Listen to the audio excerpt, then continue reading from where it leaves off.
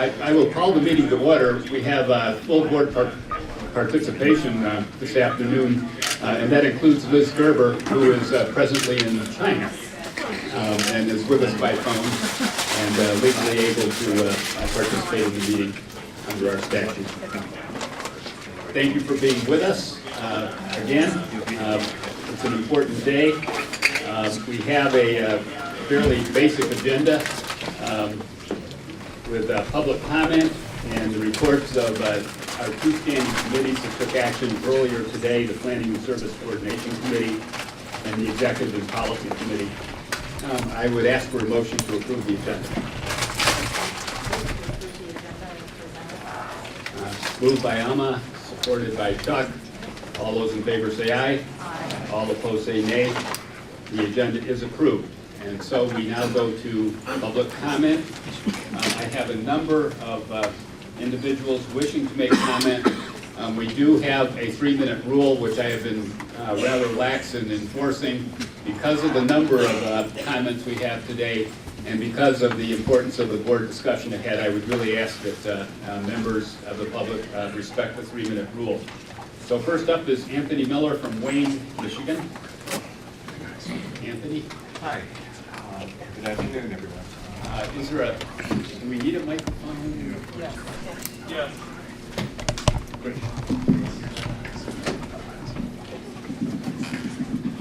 Well, thank you, and good afternoon, everyone.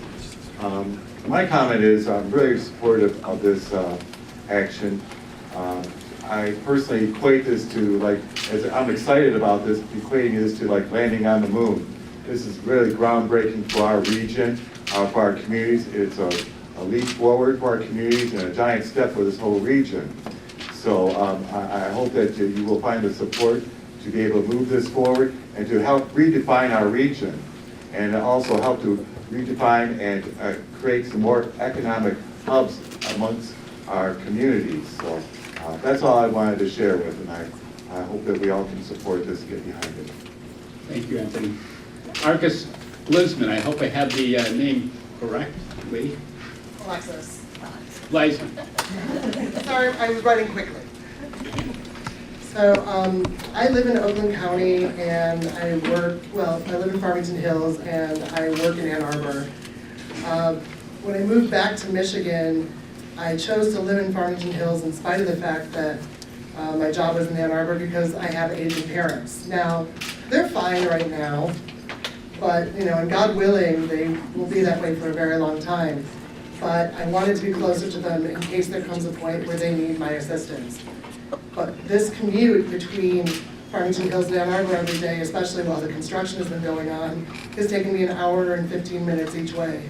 This takes me away from my family and means that, really, my parents won't be able to depend on me. And so they need to be able to have their independence with or without me around. And so I ask you now to please support this plan and please let the people vote. Thank you. Thank you. And it's Alexis. I apologize, Alexis. Larry Craig. Yes, Larry Krieg. I live in Ypsilanti Township, and my idea today is to make sure that our leaders play with the big boys and not play penny-ante poker with little amounts of money that may or may not be divided the way they like, whilst other cities in the United States are really pulling in the big business opportunities, the headquarters of companies like Mercedes-Benz to Atlanta. And today I wanted to talk a little bit about Denver. I will not take much time, but Denver has a tremendous expansion of rail and other transit, and they are growing at a rate of over 100,000 people a year this last 5 years. I really hope that we'll be able to join the game with the big league and not stay in the penny ante game that we've been in for the last several decades. Thank you. Thank you, Larry. James Klimola from Ypsilanti. I just wanted to say the reason why I'm here today is because we need the bus that goes from Ann Arbor to Ypsi. I can't get to places, so I don't want to have to rely on my mom all the time. So that's why. Thank you, James.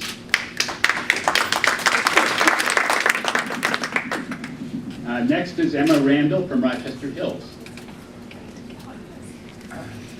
Hi, my name is Emma Randall. I'm from Rochester Hills in Oakland County, but I work in Ypsilanti with a nonprofit called PEAK, and we strive to empower individuals with disabilities through cycling and active transport. And so for our students like James, this regional transit could really be a very positive change in our community for them to gain independence and be able to travel freely and really do whatever they want. And so at PEAK, we're very in support and hoping that we can vote on this issue.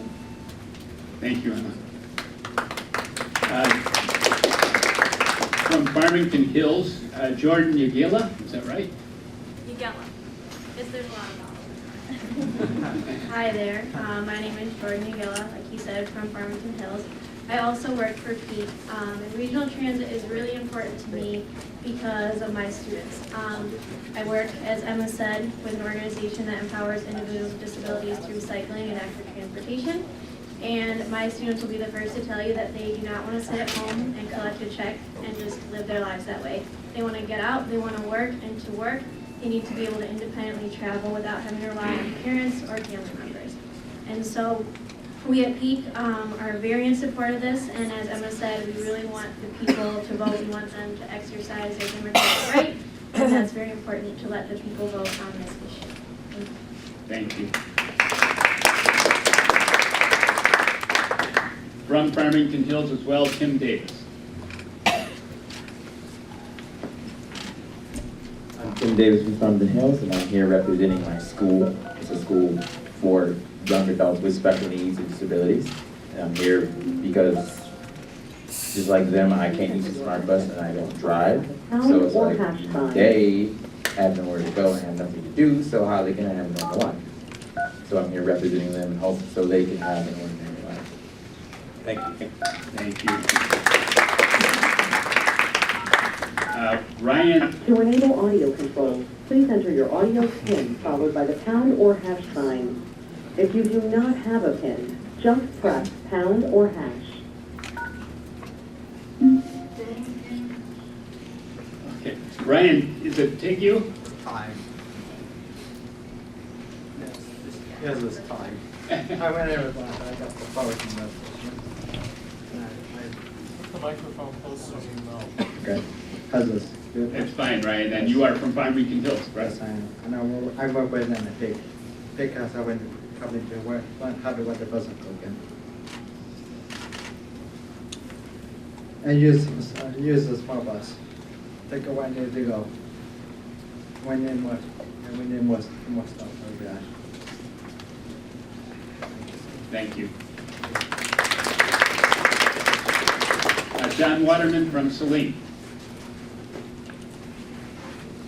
Hello, I'm John Waterman. I'm the Executive Director of PEAK, but I'm not here to speak as Executive Director. I'm talking as Connor's father, who faces a visual and hearing impairment. I'm also here as James, Tim, and Ryan's friend. Transit and transportation has become the prison of people with disabilities. Tim, James, and Ryan just heard speak. They're locked in their homes. They don't have ways to travel outside their community without a regional transit. These are individuals who live in Oakland County. These are individuals who want to be independent. These are individuals who do not want to be locked down. The master plan we put out is not perfect, but it's actually the key that can release these chains that we've tied people with disabilities in. Without regional transit, we do not have access for our community members with disabilities.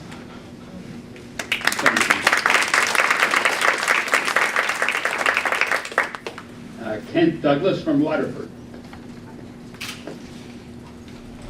You guys can hear me, right? So, sorry, I vastly underdressed. I came straight from work here, and it takes about an hour to get there. So I'm from Waterford Township, and I'm in heavy support of the regional transit plan.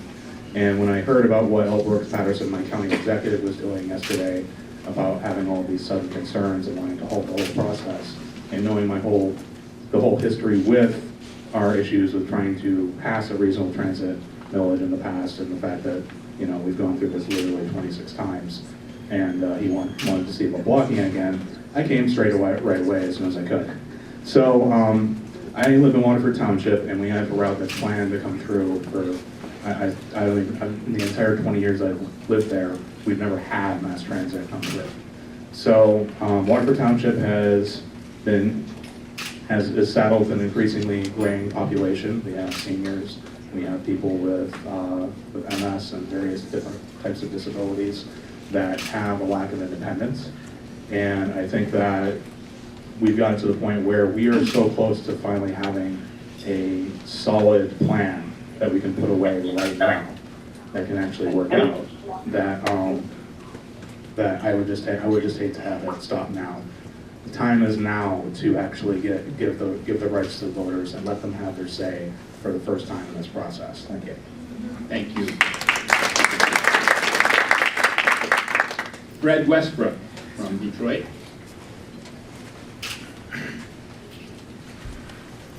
Fred Westbrook, I represent the Amalgamated Transit Union Local 26 here in the city of Detroit. I'm the president. I represent the city of Detroit bus drivers. And we have major concerns with the RTA. First of all, Detroit should have a major concern because the RTA has taken $8.2 million from DDOT and shifted over to SMART. Those was capital money that can be turned into operational money where we can get our system together. When I looked at the plan, looks like a nice plan, but there's several routes that's taking people to the suburbs and from the suburbs. But there's no improvements as far as the frequencies in the inner city of Detroit. If we're going to be one of the providers for the RTA, we feel as bus drivers here in the city of Detroit who represent the citizens that we carry, we should fix the frequencies in the city of Detroit before we start spending a bunch of money to shift people back and forth from the suburbs. So that's one of our issues. The second issue is the RTA changed the criteria for this funding. When it used to be passenger count, bus miles, and population. Well, they changed it just to include bus miles and population. There's no way Detroit has more population and bus miles than the suburbs. So we feel it's discriminatory, and we need to look at that, because anytime you take money from a low-income minority community and transfer it to a more affluent community, that's discrimination. I've asked the RTA several times for information. We haven't gotten this information yet. Detroit city bus drivers, we don't want to be left out. We don't want to be looked over. Passengers in the city of Detroit do not want to wait 40 minutes or an hour for a bus to get to a feeder line that's taking them to the suburbs. So let's address those issues. Until those issues are addressed, we carry 106,000 people a day. If you want our support, please address our issues or we won't support it.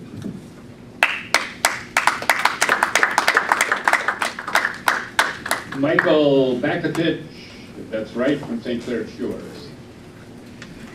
Thank you very much. It's Michael Bakotic, but I that's totally fine. Nobody really gets it right. I do want to thank you guys for having this meeting and for putting this plan in action. It sounds like from your spreadsheet here in the back and from the comments we've heard so far, this is an incredibly important thing for the city.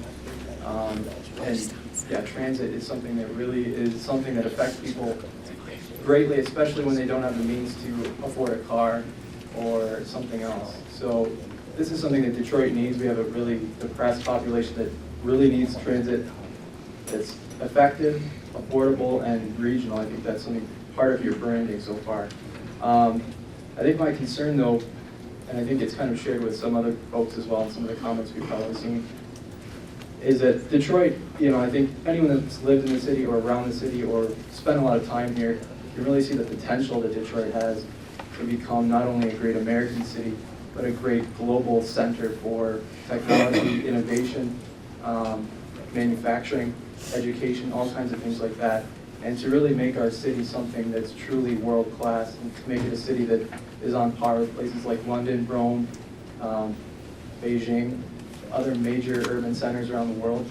I think we want to have a plan that transforms our city and makes it something that can support a population like that and can support a big array of public and private sector functions as well. So I'd like to see maybe more rail transit or maybe a subway kind of something like along those lines.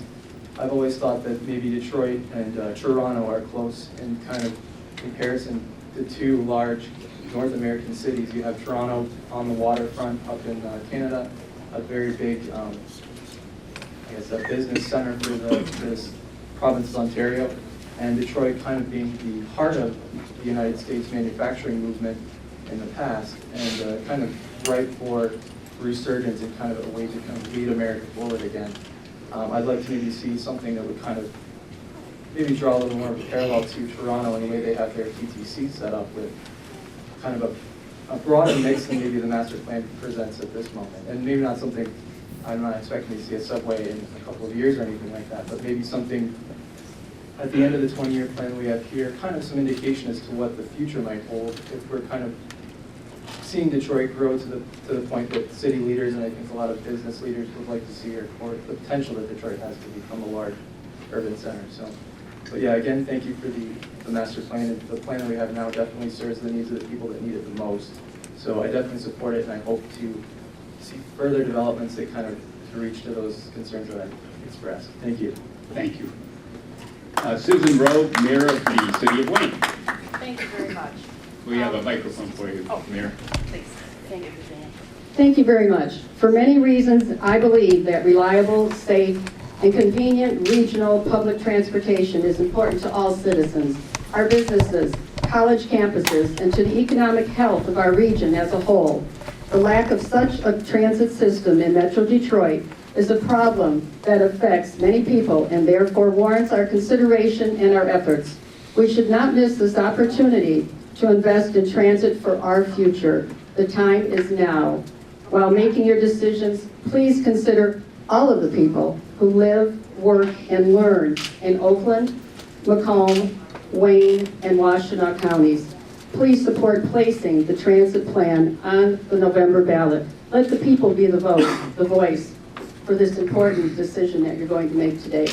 On a personal note, real quick, in 1967, I was 13 years old, and every morning I'd get on a Great Lakes transit bus at 14 miles from Main Street and ride it downtown to attend Girls Catholic Central High School. I did that for 4 years. And I want to tell you, I love this city, and it was an hour bus ride every day. But it was a way to get down here, and it could have been quicker. And so I've been waiting for transit since then. And I'd like to have it before I die.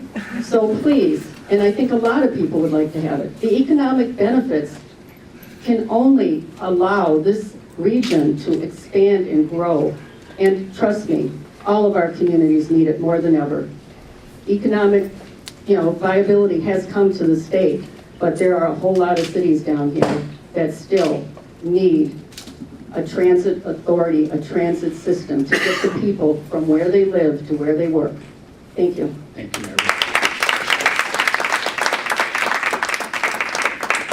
Kyle Ofori from Detroit.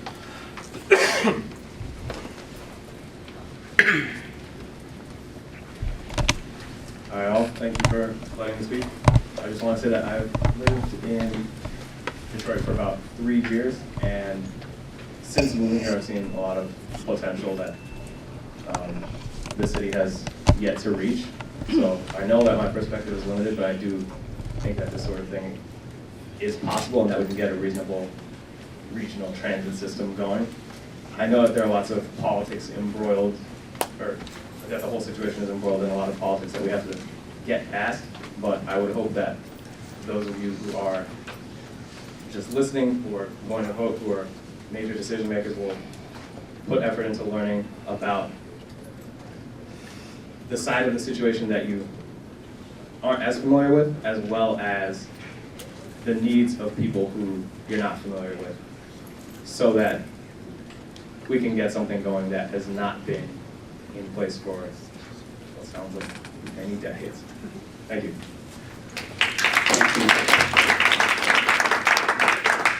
Chris LaFleur of Blue Hill.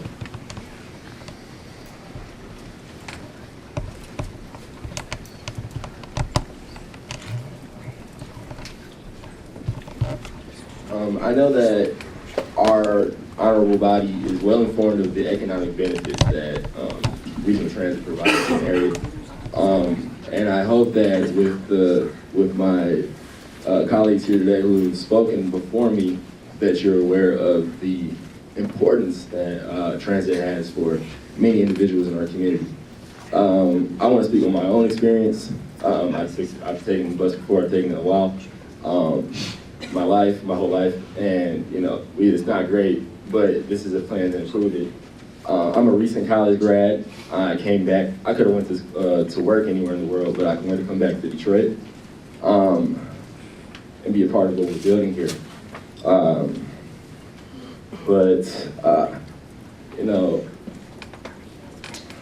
By blocking this proposal, you're effectively putting walls around communities. And you can't do that, especially when we're trying to build something here. Michigan, the state, has invested a lot into my growth as a person through public education funding and healthcare and all that type of stuff. And now that I am an adult, a working adult now, it's time for me to start paying back through my tax dollars and through my investment into my own communities. But if the communities themselves don't want to provide services to everyone in this room and everyone in our communities, then I can get up and leave right now and go somewhere else. And let me tell you right now, there's a bunch of people my age who are thinking just that. Like I said, Detroit is resurging right now. We can't have a competition. We can't fight over just the marbles on the floor between Oakland County and Macomb County and Detroit, trying to say we want this, we want that. Growth is for everyone. And if we don't recognize that, then we won't grow as a community. Thank you. Thank you.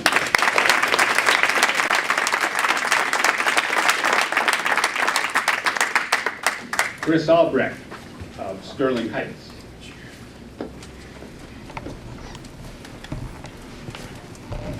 Hello. Good afternoon, everybody. I just wanted to say that I'm a little disappointed in the community or public outreach that regards the Detroit Regional Chamber and the Regional Transit Authority.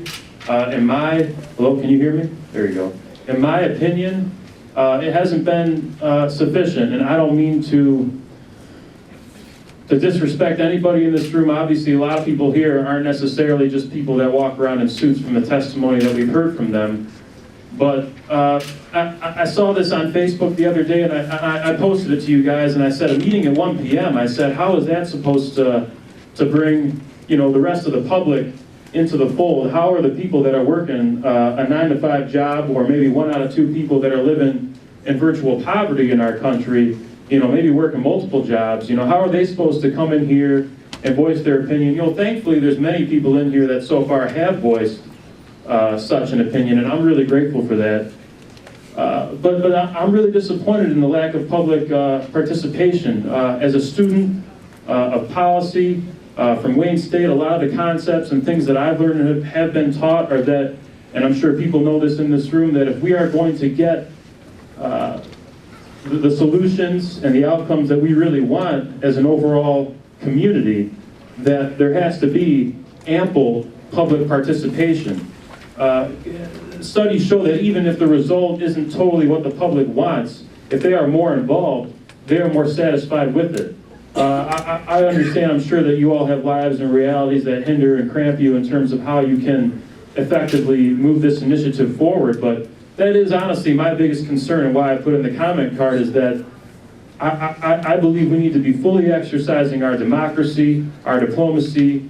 We need to be considering the most disadvantaged first, they need to be put first because they are the most disadvantaged, whether they are communities of poverty or communities of color or those that are most directly left out of being involved in this process. I'm sure I'm not the only one that feels this way. I'm grateful to have this opportunity to speak to all of you here today and share my opinions and my thoughts with you, but that's something I think you need to improve on. If you really want this to come off well, if you really want this to be a success and you really want to feel good about it yourself, and studies show this too, and I'm sure you know, that if it's as integrated and involved and as inclusive as it can be, you're going to get the best results. And that's only going to set us up going forward. Why not get this thing on the best foot possible in the beginning if we can? And I understand it's hard to get people involved, but I'm telling you, if you reach out to them a little more, if you make a little more effort in your media campaign and your social media campaign, people will want to be more involved. They will want to participate. They do want to be able, especially in the most populous areas, the tri-county areas here, they do want to be able to come in and out for work, for a living, for spending money on our consumer-based economy, which is apparently 70% consumer-based. And we all know about all the new development that's going on in Detroit in terms of places, at least I guess for people to spend money, whether it's a sports arena or bars or other shops of some kind. So I just want to say that I feel like the more we get the public involved, the better this is going to be. And not even just in terms of it being better, but I think it's the right thing to do. I think it's morally the correct thing to do, because if anything, it involves, what we call the in-state area, which is really the area, in my opinion, a little biased, but in my opinion, the area of Michigan. You look at a map that shows the county's size based on population. I'm sure many of you have seen this map. We totally dwarf. The tri-county area totally dwarfs all the other areas in comparison. So there are a lot of valuable inputs from a lot of valuable communities that matter and that would benefit. Time is up. Well, thank you. I wanted to use all 3 minutes because I don't get the opportunity to speak in front of people like you all the time. So thanks for listening. I hope you take my comments seriously. Thank you. Thank you. And I appreciate everyone else so far, too. Roberta Habowski, Area Agency on Aging, 1B, to speak for seniors. Hello. I not only work in Oakland County, I also live in Oakland County. I'm going to speak on the Area Agency on Aging, 1B, for just a moment. We are an agency that serves over 600,000 aging adults and their families in the 6 counties surrounding Wayne County, which includes Washtenaw, Oakland, and Macomb. Transportation is vital to allow seniors to age in place, and the Regional Transit Master Plan currently will enhance the options that we do have, and it will also expand paratransit services and the options available for seniors and people with disabilities. We all are going to, on an average, outlive our ability to drive by 7 to 10 years. And we all don't have family who is going to be around to be able to take us, or they may live in another place. Transportation is vital for quality of life, and we would like to urge the board to put this on the ballot and let the people vote in November. Thank you.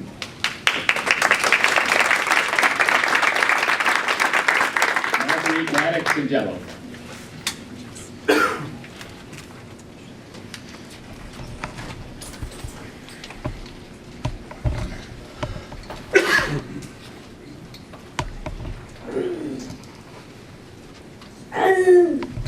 I'm from Detroit, born and raised in the city of Detroit.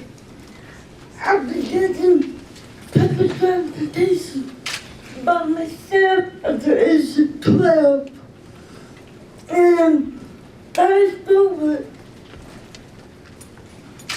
I would like the board to clarify the funding to us regarding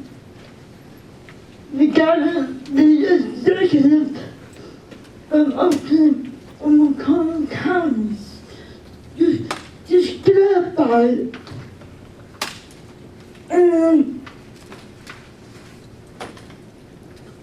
but I 1 minute to the airport due to the timing. Due to the timing that it would take both of us to travel from the new student area to Metro Airport. 2 hours. That is how long it would take us. 2 hours there and 2 hours back.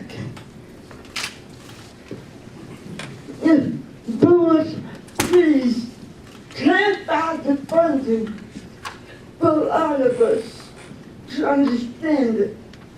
Thank you. Thank you, Marguerite.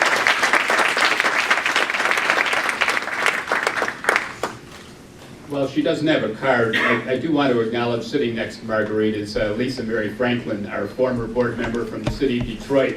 Lisa, it's great to have you back with us.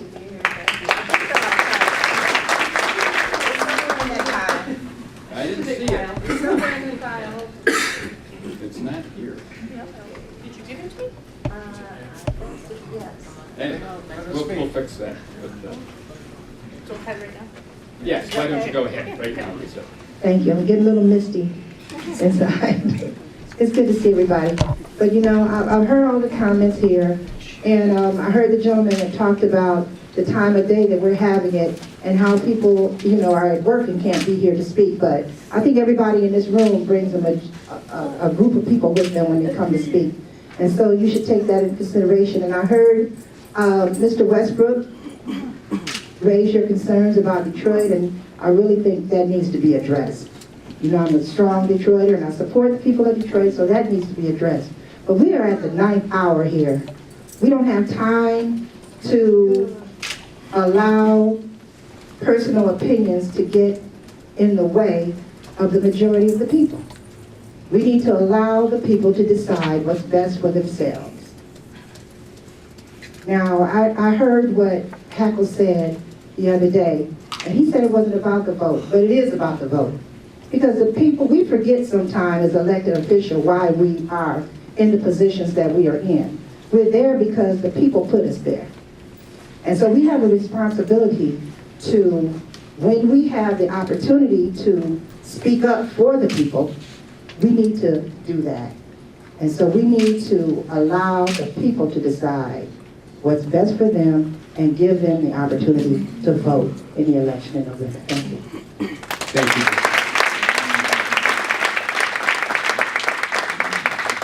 Joel Batterman of Detroit.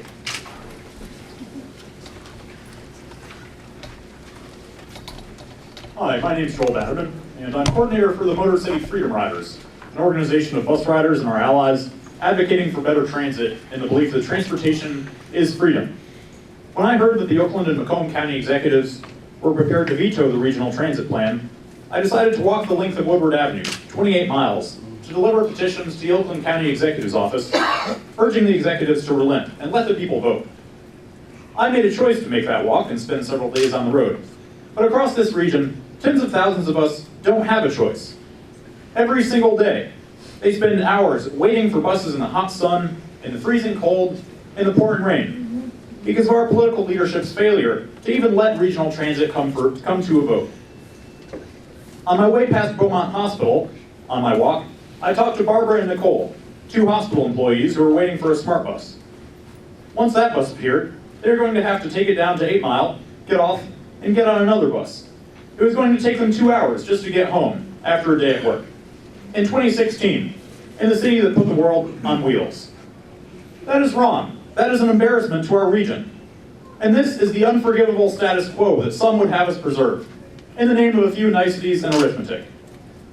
We are better than that as a region. When the story of James Robertson broke, people rallied to his cause. People thought it was wrong that he had to walk 20 miles a day just to get to work and back. It's time for us to stop throwing up roadblocks to regional transit, for the thousands of people just like Robertson, and for all of us who stand to benefit. It is wrong to spend billions on widening highways, while denying even a vote on regional transit.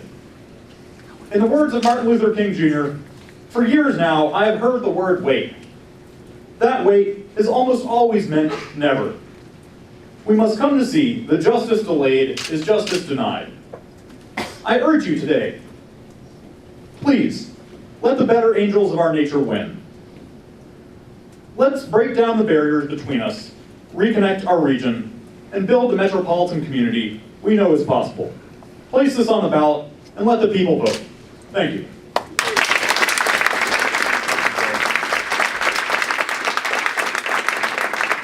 Patty Fedua of Detroit.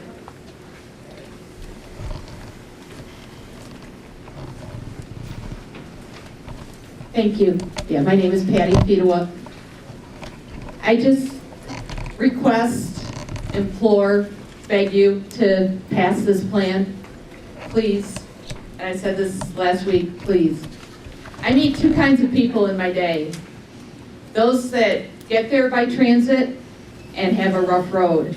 I mean, every day, you know, we've been hearing about whether it's Mr. Robertson, whether it's other people and what they go through every day just for a low-wage job, for, you know, minor things, medical care, things that if you have means, you take for granted. But then I meet other people that want transit and want to be able to use transit, maybe not even all the time, but they want it as an option for themselves, they want it as an option for their families. Everybody knows somebody who needs or wants transit. Even if you don't need it every day, doesn't mean it's not going to be a huge benefit to our economy, to the benefit and the healthiness of our community. It doesn't matter, I'm talking about our region. This is not a city program. This isn't something special for those people. This is something for us. I can think of nothing else that serves all of us more than transit does. And just keep in mind, even if you're looking bottom line, dollars and cents, this will cost some money. But as we've heard John Hertel and others say over and over, it pays off. Every dollar investment comes back to us many times over. It's crazy, you look around the world, almost everybody that's in a major metropolitan area has better transit than we do. And it's time for us to bring our whole economy forward and become something that the world is going to look at and be impressed, and something, you know, that's going to bring people in and want to move here.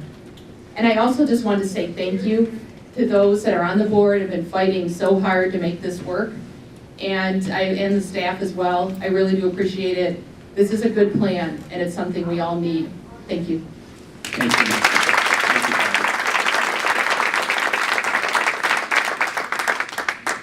Melanie Piana, Mayor Pro Tem, City of Ferndale. Hi, good afternoon.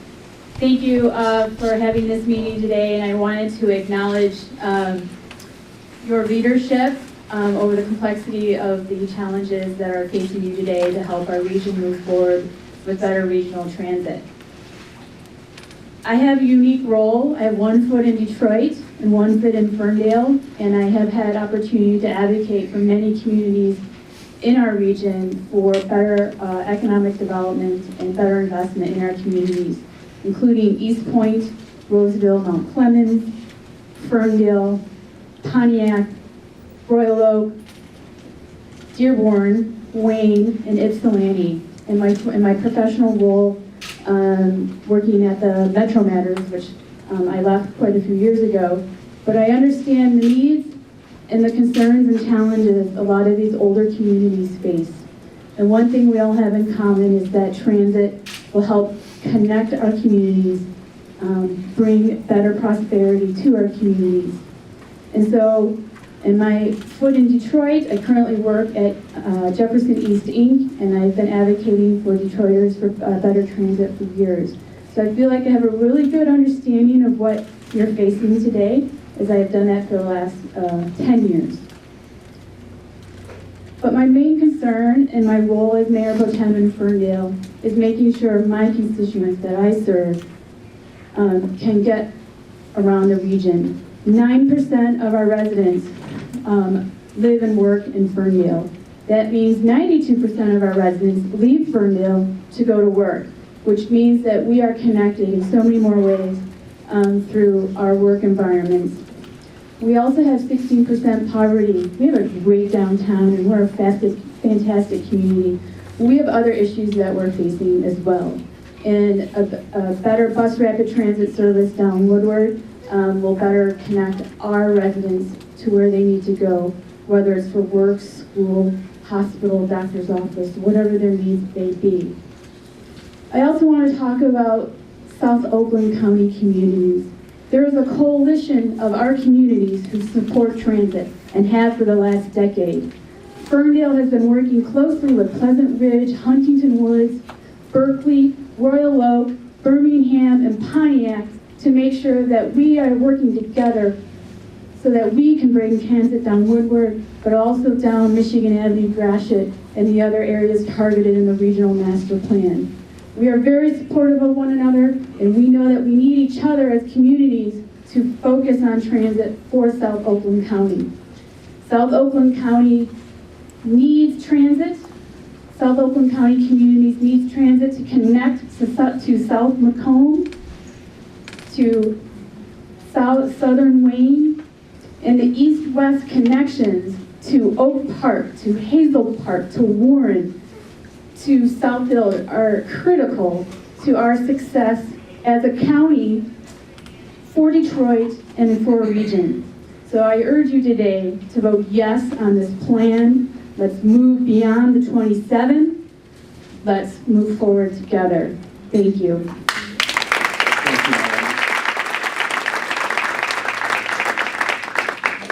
State Representative Burke Johnson, Detroit.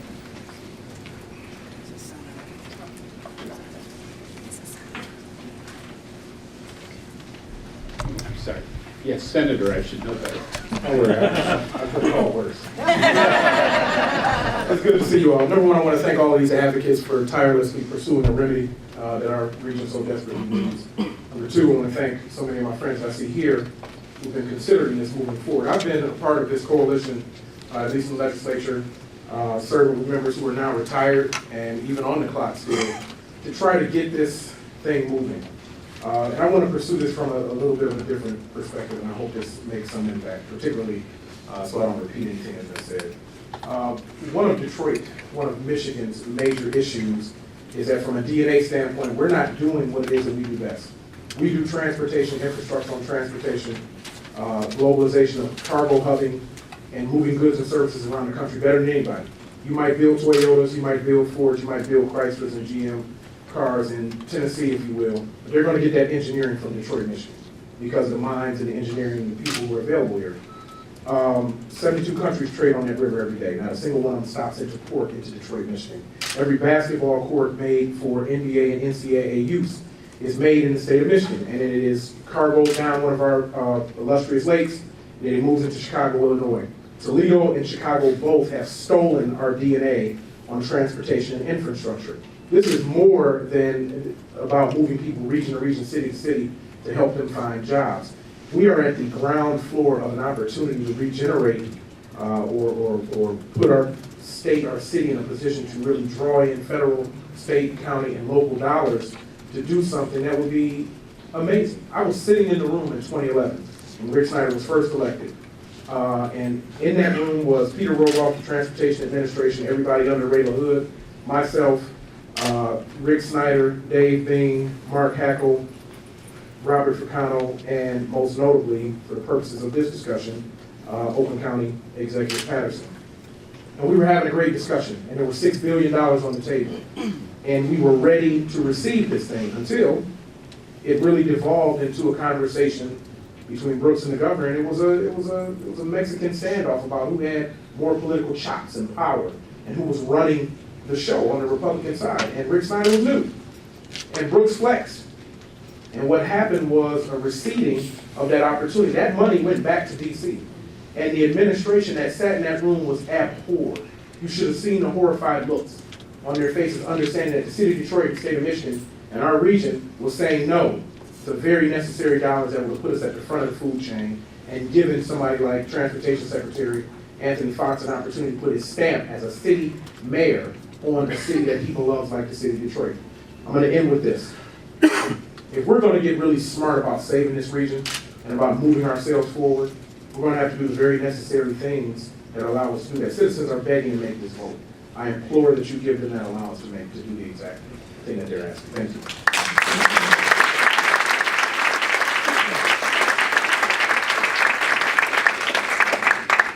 Thank you, Bert. I'll apologize again, although some of us think you took a demotion going from the House to the Senate. Well, I took a demotion staying in the legislature. But it's been fun. Candia Milton of Detroit. Look this way. 3 minutes in start. I'm sorry. All right, now the minutes start ticking.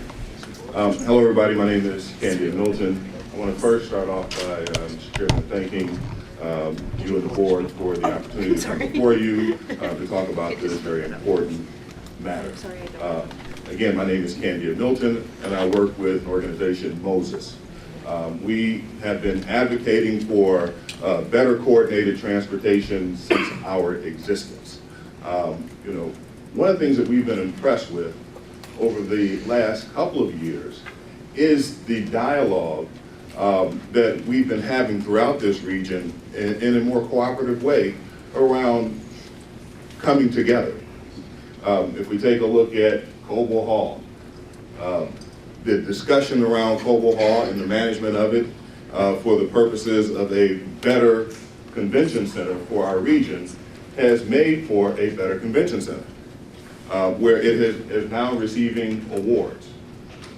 We've had discussions around the Zoological Society and a millage relative to making the zoo a better place for the region. And the zoo continues to receive awards after award after award. We've had discussions relative to the GIA and a regional millage around that. And it continues to receive award after award. Recently, Moses has joined a coalition of organizations throughout this region that has advocated for better transportation. Many people saw all of these disparate organizations coming together and questioned whether or not we could make it work. We have been working together to have conversations throughout this region around how we improve transportation and discuss our willingness to invest in it. We have advanced that conversation.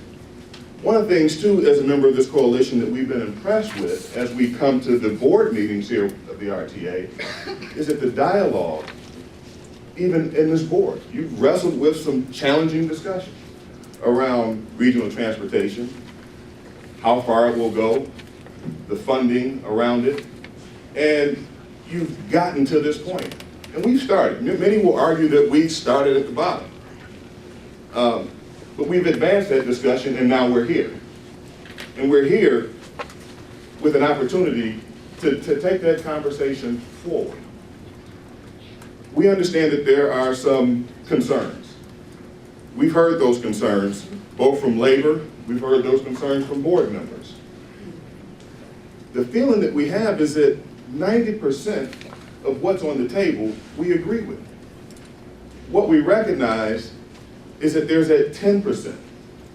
And what we hope for in the end is that we don't have to remove all objections before we advance. If the purpose for us moving forward is that we have to remove all the objections, then we'll never advance this discussion. But let's advance it today. Let's put it on the ballot and allow the people to decide so that we can have any of those conversations in the public. Thank you, Mr. Chairman. Thank you for the board for the opportunity to speak. And again, we hope you put that on the board today. Thank you, William Broman, Grosse Pointe Woods. Hi, my name is William Broman. I'm running for state representative in District 1. And I want to tell you a story about a woman that I met at a door. And I also want to tell you a story about where I last worked out near 23 and 94 at a manufacturing facility.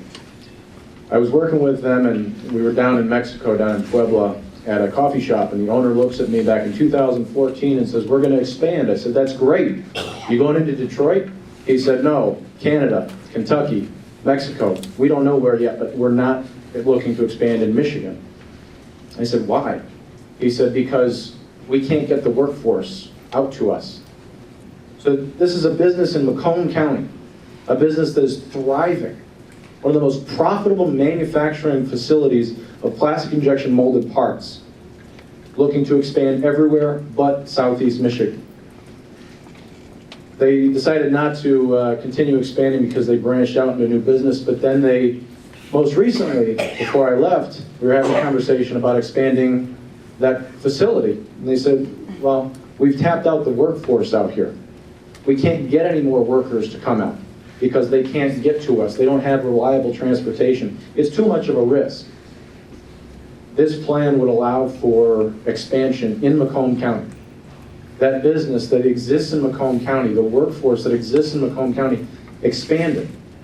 It also allows Detroiters then, who work for this company, to have an easier route to and from work. They are spending money in Macomb County when they go out there, when they go to work. So Macomb County, Oakland County, they're not being negatively affected. They're actually, we'll see a positive effect from having such rapid transit, such increase in transportation options for individuals. When I go to the doors, one of the most common issues is, "I don't have money to fix up my house, and auto insurance is too high."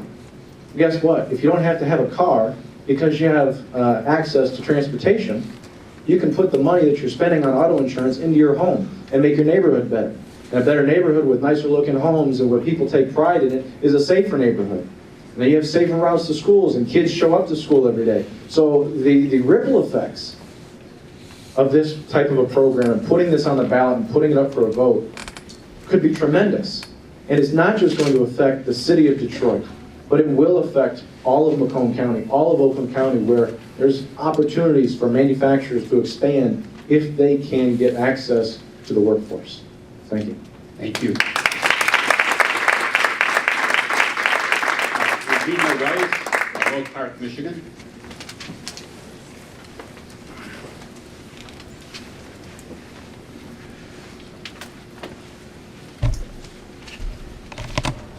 Hi, my name is Regina. I am a resident of Oak Park. I am also a member of the Motor City Freedom Riders and the chair of the Young Democrats of Oakland County. I'm here today because I strongly support this plan and I want to vote on it. I called my county executive on Tuesday and talked to his PR director, Bill Mullen, and was told that the reason why, and I also heard Mark Hackle say this on the radio the other day, one of the reasons why they're not supporting this plan is because they don't believe that the residents of Oakland County and the residents of Macomb County want this plan and will vote for it. No one ever contacted me. I don't know if any of the other residents of Oakland or Macomb County were contacted and asked if they wanted this plan or not, but I believe that's why we have elections, and that's why we vote. And I want to vote on this plan. One of the other reasons that was stated for why they oppose this plan is because a lot of residents in Oakland County and Macomb County would not see immediate benefit from it, despite having some financial investment in it. I understand that argument, but if that's true, I don't understand why we're spending $1 billion to add a lane to I-75, because I don't know how that services the residents of Novi and the rest of western Oakland County. If we're investing money in I-75, $1 billion, why can't we invest in a regional transit system that's ultimately going to serve everybody in our region? Thank you.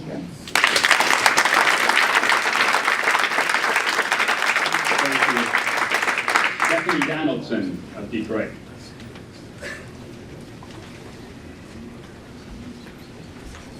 Thank you. Good afternoon. My name is Stephanie Donaldson. I'm a resident of the city of Detroit. I represent a senior group of Senior Power Days on Belle Isle. I have seniors coming from Wayne, Oakland, Macomb County. I get calls every week from the residents from Macomb County and from Oakland County who don't have transportation to come to our wonderful events. So I would like to say, please put this on the ballot. You know who votes, and that's seniors. So make sure you put it on the ballot And I'd like to say a real thank you to the RTA staff, to Tiffany, to Michael Ford, to Virginia, to all of the staff. You've done a great job, and we are not going to let you down.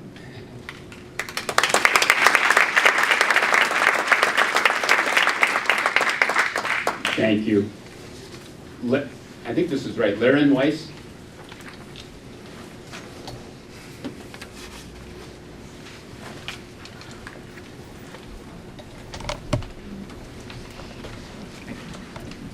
Hi, I'm Laren Weiss of Oak Park. So in 2012, L. Brooks Patterson was reelected with about 57% of the vote. That's hardly a mandate. And frankly, I'm frustrated and a little frightened that he believes that he feels he has a mandate to block the will of the people in this manner. So I would like to see the transit plan brought to a vote, regardless of L. Brooks Patterson's will. Thank you.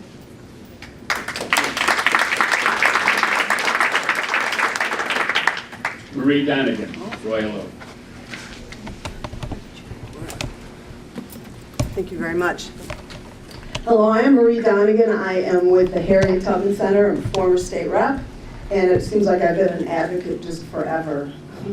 So today we're in a very familiar place, and when I read in the Free Press yesterday, Oakland County has said it first raised its concerns about the RTA plan in November, and little has been done to address them in subsequent meeting. It seems like those words are spoken by our county executive whenever a regional agreement is on the line. So what gives with that? But these issues we are addressing today are not new.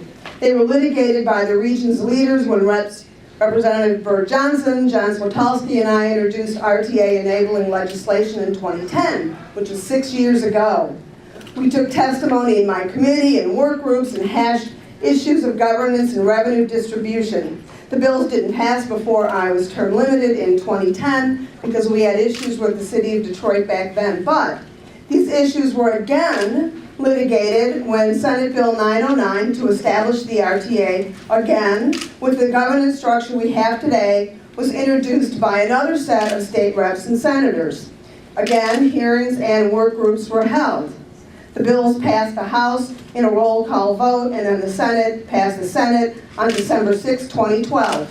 2012, that's 4 years ago. So what gives now? Why are these issues being litigated again in 2016? Well, perhaps it's because the possibility of true regional transit has become very real. You know, public transportation is the great equalizer. This transit system, as proposed, will upset the status quo.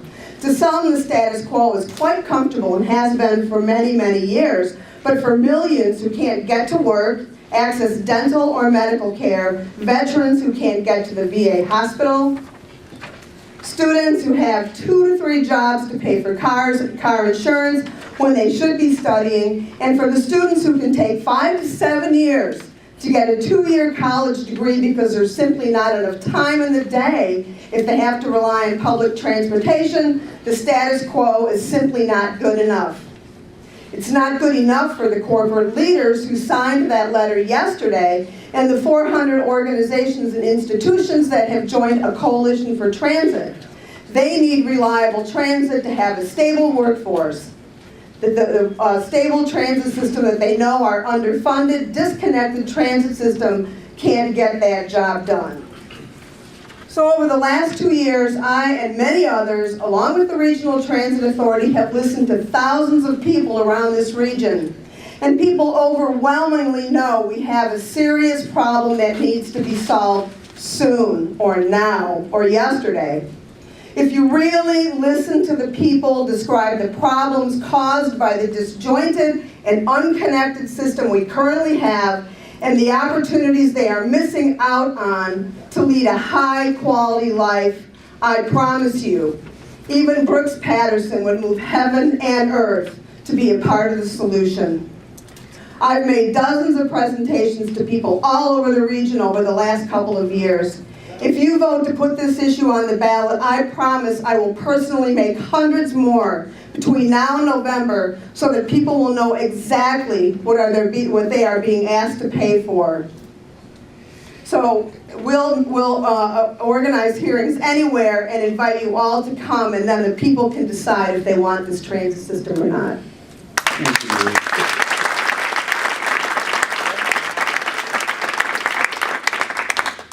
Bill McMaster, Bloomfield Township, Michigan. I am Bill McMaster. I'm the state chairman, volunteer of Taxpayers United Michigan Foundation. For the last 10 years at least, we have opposed this kind of a tax hike on the people, initially in Detroit, but also now in the 5 counties. The reason for that is that in 1978, the people of Michigan statewide expressed their will permanently in the state constitution by adopting provisions of the Headley Tax Limitation Amendment. One of the provisions requires an organization to be elected before it can increase or put a ballot proposal on the ballot. That was challenged by varying organizations in 2004 when they sued DARTA, Detroit Area Regional Transportation Authority. And the purpose of that was to point out that the DARTA organization, including Brooks Patterson and the Wayne County, City of Detroit, and others, had acted illegally and in violation of the constitutional rights of the will of the people, grassroots taxpayers, to have a vote, yes or no, on the expense of taking a top priority position against all other arguments by putting mass transit, so-called, on the ballot. That was challenged first in the Wayne County Circuit Court. Then it was appealed by the plaintiffs to the Michigan Court of Appeals, which upheld the Headley Amendment in the state constitution as the will of the people and ordered the DARTA to dissolve immediately. Then they took it to the Michigan Supreme Court, and on May 4, 2006, that's 10 years ago, the Supreme Court upheld again the Headley Amendment and ordered DARTA to dissolve immediately, which it did. Now, we still have some people who feel that the Supreme Court and the state constitution is of no concurrent value, and that you can go ahead and do what you want. And that's particularly concerning when the main argument keeps being expressed by the main people who are building this trolley 3.2 miles to nowhere, and to then claim that they have a top priority need on the citizens of Detroit and varying organizations to immediately have a right to have access to public transportation regardless of the cost. Now, we feel that the priority being set by this board in opposition to the will of the people expressed in our state constitution is wrong, and that the people are being misled about their right to public transportation and vote. Bill, I would ask you to respect the 3-minute rule. If you can wrap up, please. We urge this board to recognize their obligation to uphold the state constitution and vote no on this proposal that you've got for the 5 counties. Thank you. Finally, Brad Williams with the Detroit Regional Chamber, and while Brad takes the microphone, normally we meet at the SEMCOG offices. They have an executive committee meeting today, which required us to find space, and the Detroit Regional Chamber has been very hospitable. I want to thank you, Brad, and the Chamber. Well, we're happy to host you, Mr. Chairman. We're happy to have all of you here as well. And thank you, Mr. Chairman, to you and to the board members. I know in the pursuit of this task, the hours have been long and the pay is less than market rate. So we appreciate the work that has gone into it. As mentioned, my name is Brad Williams. I'm the Vice President of Government Relations here at the Detroit Regional Chamber. And for decades, this organization has been making the economic case as to why regional transit is vitally important to our region's future. So I'm not going to make that argument again. You've all heard it, and I think you all buy it. The argument I'm going to make is focusing less on our Chamber of Commerce and more on the regional part of our title, that we are a regional entity and we need to grow together. I'm a political nerd who is raising a political nerd. My 6-year-old daughter last night, instead of a bedtime story, she wanted to watch Mayor Duggan's speech on my phone. So we sat in her bed and watched that, and it struck me as I was thinking about this, and Mayor Duggan was telling a national audience the story of Detroit and our comeback, that this really was a regional story, that it was created with the help of the region and to the benefit of the region. And that's why there was a sense of sad irony that at the same time, the backward-looking divisiveness was being reported in the paper as to this issue. It's frustrating that we can't get past these regional politics. This is a regional chamber and you are a regional transit authority, and I would encourage you to think as a region as you're making this decision today. Now, as we've had these conversations about a week ago, I guess it was, we started to hear that there were some concerns with these plans.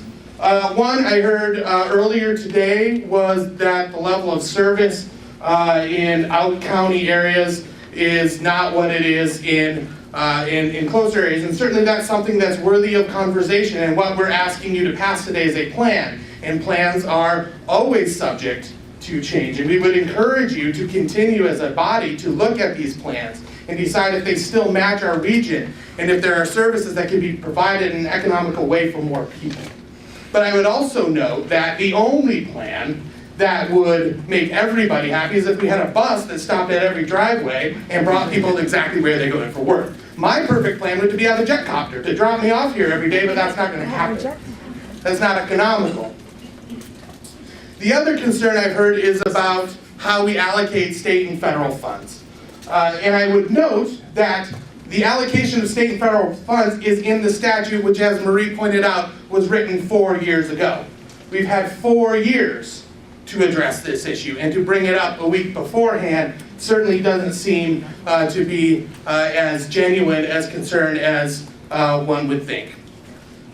So with that, Mr. Chairman, we certainly are supportive of passing this master plan today. We are supportive of putting this millage proposal on the ballot. We will do everything we can as an organization to ensure that it succeeds, and we encourage you today to give the people an opportunity to vote on public transit.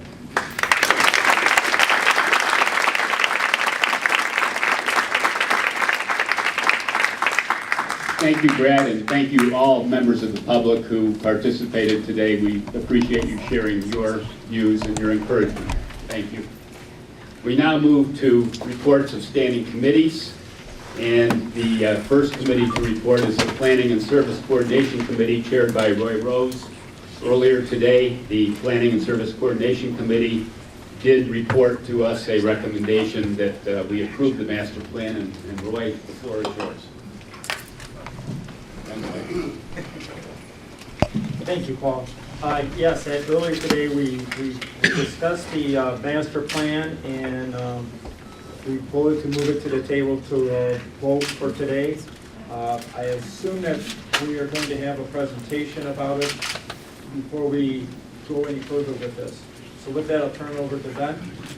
Just give me a moment to. I get some tech help.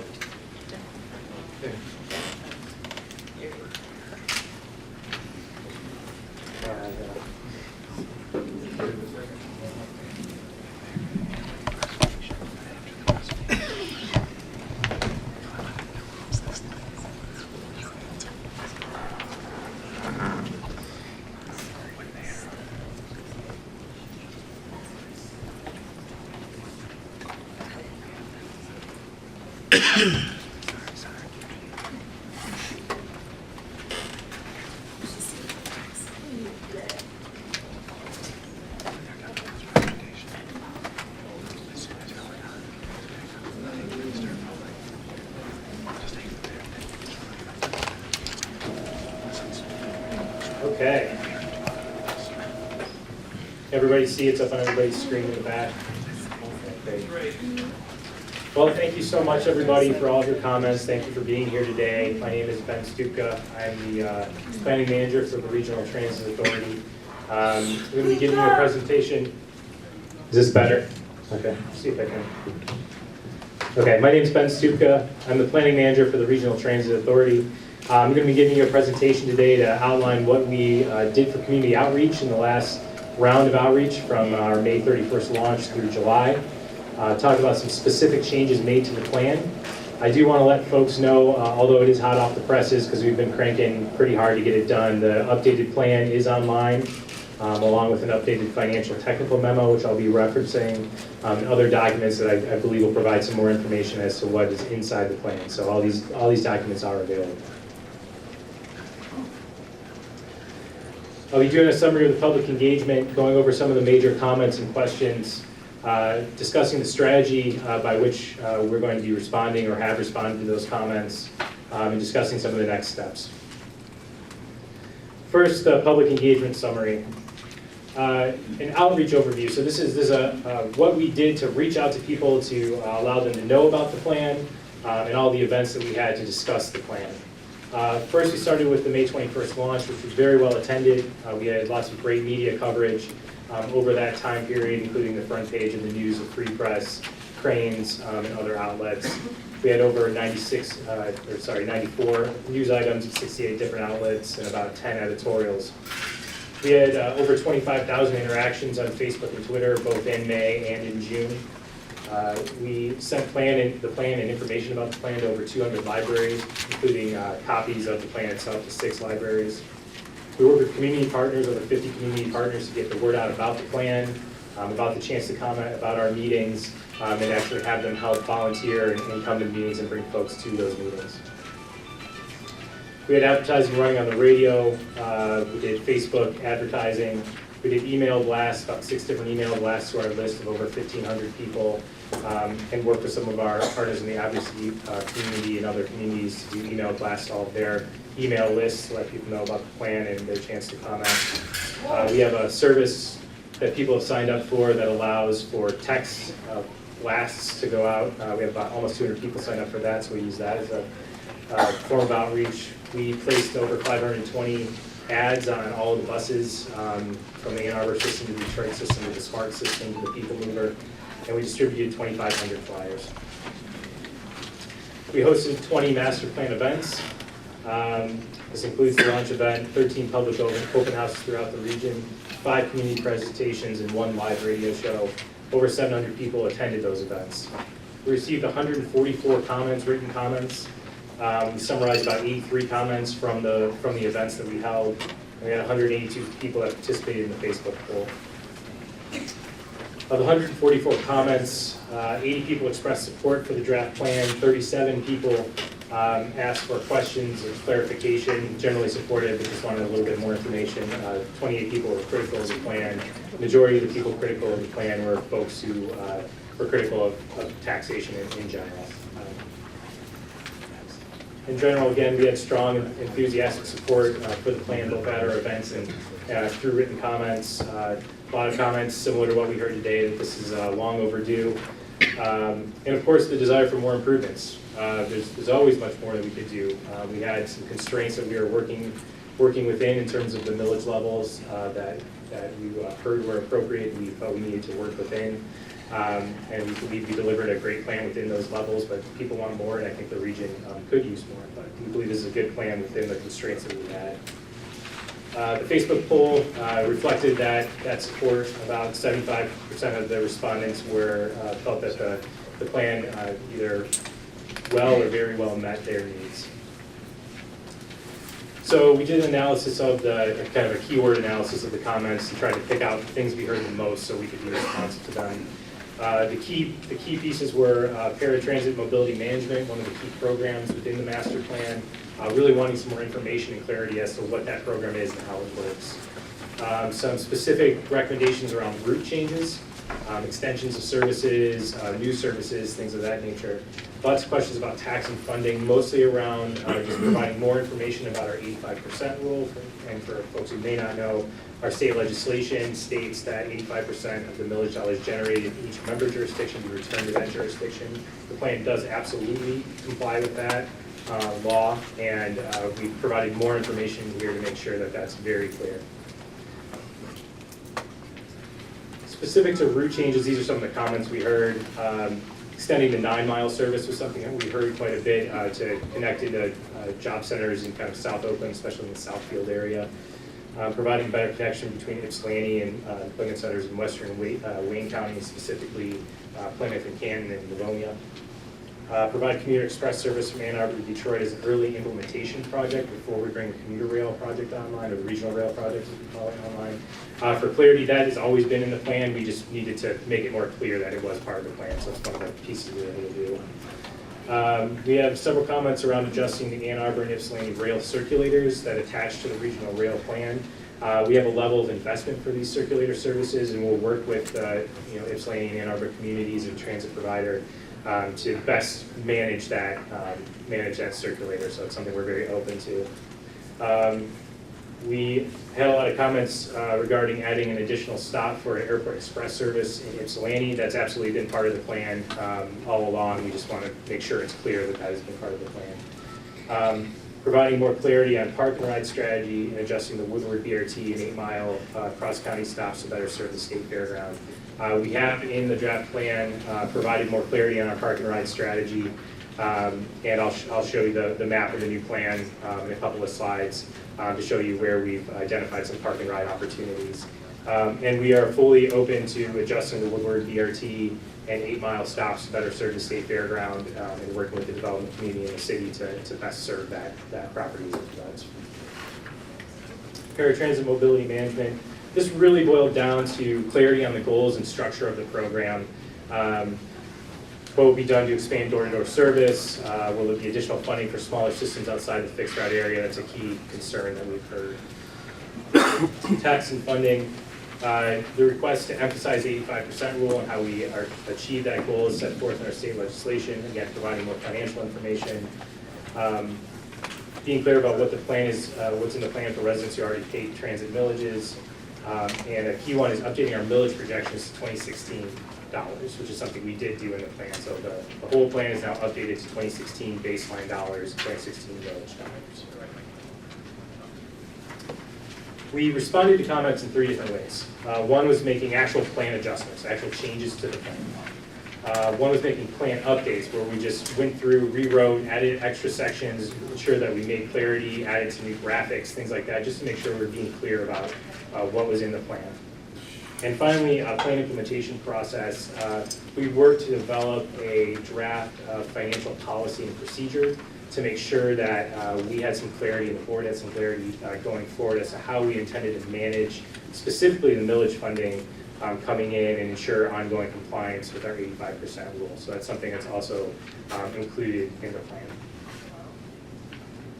Plan adjustments. Again, these are adjustments that have already been made to the draft that's online, does reflect these changes. We added a small capital program to support shelters and other improvements around airport express and local services. The idea here is it's a program that will allow us to work strategically with park and ride opportunities to put transit stops and other things in areas where we may have existing parking and parking capacity and be able to build out some parking infrastructure. We also wanted to make sure that this program was available to be able to build out stop capacity specifically to ensure better access for people with disabilities and seniors. So we put in a program to really make sure we're targeting those on our local service routes and the airport express routes. We adjusted the 9-mile cross-county service to better serve regional centers, and I'll show you a map in a second and show you exactly what that looks like. We added an additional local service route connecting Ypsilanti to Canton and Plymouth. We moved all the airport express services forward to 2018. Some of the services, specifically in Oakland and Macomb counties, we had scheduled for 2021. We moved those forward to 2018. Further, we moved the Washtenaw BRT project forward from 2016 to 2024. Probably one of the other comments that we really heard is how fast can you get this done? Can you get it done a lot faster? I think we have a very aggressive schedule, but I'm a planner, so I have to think that way. So we did look for opportunities to move the schedule forward. And if you'll just give me a brief moment. So this is the updated plan map. Okay, so the 9-mile adjustment I discussed, originally it ended at Southfield. Now it extends up and hits Franklin Avenue and hits a solid 20,000 more jobs right here in the center of Southfield. So we thought that was a really big improvement and really felt that that was something that fit with our development around the plan, really focusing on connecting the job centers. Additionally, we added in a route that connects Ypsilanti along Michigan Avenue and goes north along Haggerty and connects up to the Plymouth cross-county route. So this brand new route here provides direct connection both to Washtenaw County and their rapid transit services and from Washtenaw County to Western Wayne County. Additionally, and I apologize for the size here, we did lay out where we have planned park and ride stations, mostly around the BRT and regional rail projects. Existing park and ride stations, and some proposed park and ride stations along most of our routes. So we did identify those both in this map and in the existing conditions map.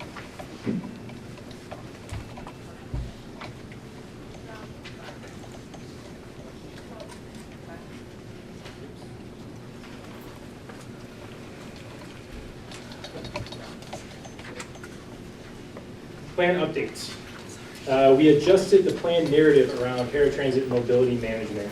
And I'll go to the next slide, actually explains a little bit better.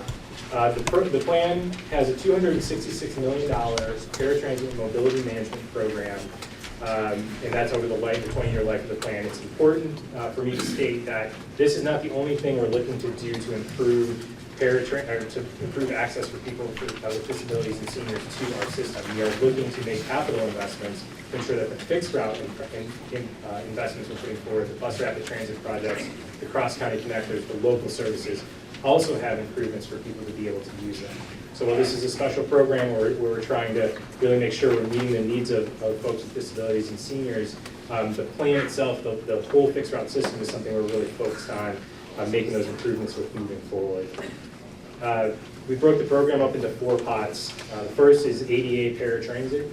This will allow us to expand the current ADA paratransit system to match our regional network, our extended regional network, allow us to take on regional eligibility screening for all of the providers, and will allow us to deliver one-seat rides for people taking paratransit rides throughout the region. The flexible transit program, 50%, $133 million over the life of the program, is specifically prioritized for the smaller providers that are outside of our fixed route network. There's several providers in Western Washtenaw County, Northern Oakland County, Northern Macomb County that are providing services, on-demand services within their communities. We want to be able to work with them to provide regional trips into the system. So this is what the program is set up. That program is set up directly to do. The regional services program is where we will be funding our one-click, one-call center. Something we've talked about a lot in our outreach is having a website and a call center available so folks can call with all of their needs about any type of transit they would want to use, whether it be a BRT, a smart bus, a PDOT bus, a AAA bus, the Livonia service, NODA service, anything that's out there, and allow us to work with them to connect in to all the different service options that are out there. The Regional Services Program also includes funding to help with what we call job access reverse commutes. These are really late night trips for folks where the transit system does not either run at the time of day that they're working or does not connect them in geographically with their job. So we really want to focus on that with Regional Services Program. Innovative Mobility Solutions Grant, 5% of the program.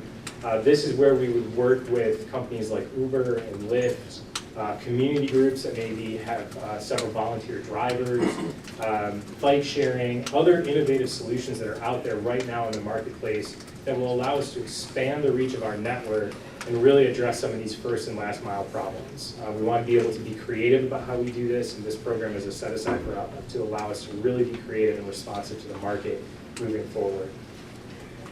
One of the key pieces of this program is the development of a mobility task force that will help us design this program and really kind of understand where best to spend the money. So in the first year, the mobility task force would review this proposed structure. And again, I want to emphasize this is the RTA's proposal of a structure. We're flexible in how this actually gets implemented. We want to talk with the mobility task force and understand what the needs are. Do we miss the mark somewhere with this structure? Flexible on how we would start it out and how we would adjust it going forward. We want to develop an existing conditions, presentations, and assessments for the board, create a 5-year implementation strategy, and develop a call for projects for the Innovative Mobility Solutions Grant. Just general information, you saw some of these updates already, but we did add more information in maps concerning our parking ride strategy. We did include in Chapter 7 of the plan where we discussed the draft plan, specific kind of rider experiences. What is the transit system like today with BRT? What is it like with the cross-county connector? What is it like? So we added those for each one of our sections of the plan. Further, we, to the best of our ability, updated maps and other things to be responsive to some comments just to make sure we were clear in what we had mapped. The plan will include an updated engagement overview with all the information I shared here today. We also have an appendix online that has comprehensive engagement reports for all 3 major rounds of outreach. So what I talked about today, for folks who may not be aware, is just the last round of outreach we did. We had 2 other major rounds, so I will have a report online that provides an overview of all the outreach we did throughout the whole planning process. Fares, ridership, and security. These are key questions that we want to be able to address. We're going to address them in terms of frequently asked questions. So we're developing those right now. We also developed a more comprehensive frequently asked questions document that is currently on the website to address a lot of the key concerns and questions that we had in the plan. So you'll be seeing these updates moving forward in that document. Financial updates to the plan. Again, we updated the financial model to $2016. We updated a financial technical memo, which is also on the website, to include 2 additional appendices. One is a very simple summary of each county's what we call return on investment, how much millage dollars and other funding is going into the system from that county and what are they receiving project by project, year by year. We did a second appendix that is a very large and probably prints out very small, so I do apologize. That is all 20 years of the plan, every year, every project, every county, every dollar, where is it going, and what project is it going to. So those are both available online. We also provide more information in the technical memo on federal and state funding. One of the key tenets of the plan is that any funding that the RTA take on as an agency is new funding that comes to the region in terms of these formula funds. We really want to ensure the security and ongoing security of our existing local providers, because not only do we need them to continue to be strong providers for their own service reasons, for their own local needs, but we're working in partnership with them on the majority of this plan. So it's in all of our best interest to keep them stable, and the plan is really built on that foundation. And along with that, we provided more information on benefits to providers and included a plan implementation process with a focus on financial management, and this is all in the technical memo. Just to kind of go over the broad brushes of the plan so people kind of get the numbers locked in. The plan's about $4.74 billion, that's with the adjustment to 2016. 42% of the plan is the BRT projects, so it's the largest pieces of the plan. If you add in the regional rail, that's about 50% of the entire plan. 21% is the cross-county connectors. And again, all these charts are in the plan document themselves. The total funding for the plan, 65% comes from the sales tax millage. 9% comes from fares. It seems like a low number because we're including the whole capital program in there, which is not reimbursement fares. 15% is from federal funding and 10% is from state funding. A little bit of a clearer picture when you break this down between the capital and operating and maintenance programs. Capital program is about 50-50, local and other funding sources. The bulk of this is new money that comes to the region through the New Starts and Small Starts program. So when we talk about other regions, Denver, Dallas, Salt Lake City, Chicago, Phoenix, San Francisco, and most other major cities, they are securing these grants and moving forward with large projects. This is brand new money that we would only be able to secure with local investment. The operating and maintenance program is about 70% locally funded. The rest is a fairly modest split of state and federal. Member jurisdiction return on investment. So I apologize because it's slightly complicated. It's a hard story to tell in one chart. The Oakland County, the blue bars with black outlines are the millage generated by county. The multicolor bars are the return on investment by program for each one of the counties. So you can see what each county is getting in terms of large program. So you can see that Oakland County puts in the most and gets the most back. Detroit puts in the least amount and gets the second most back, but the bulk of that is the bus rapid transit system. 50% of what Detroit's investment is the bus rapid transit system, which connects into Oakland County, Macomb County, and Wayne County.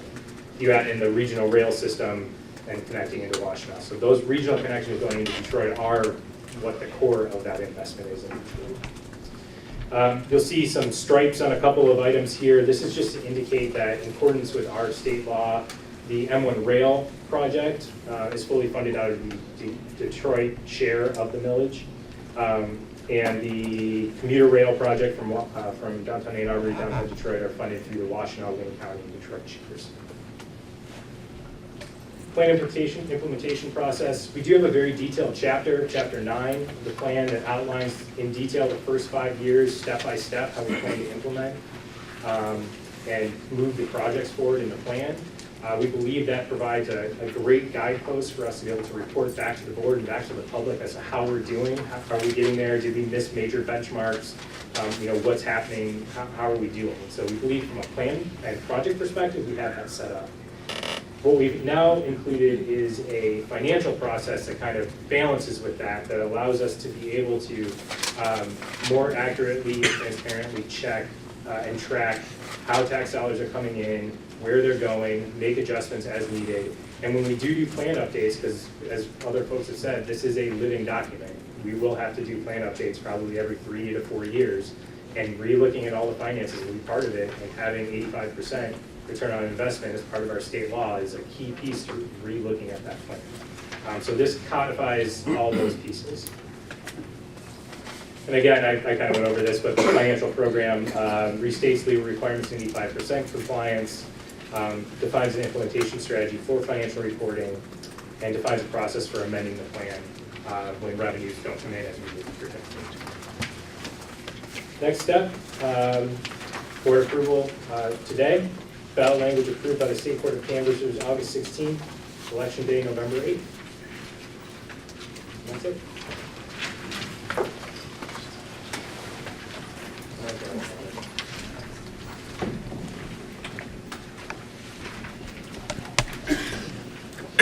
Chairman, based upon the discussion we had at the Planning and Service Committee meeting earlier today, I make a recommendation that we take this to a vote today. The committee recommends that it goes to the board for approval.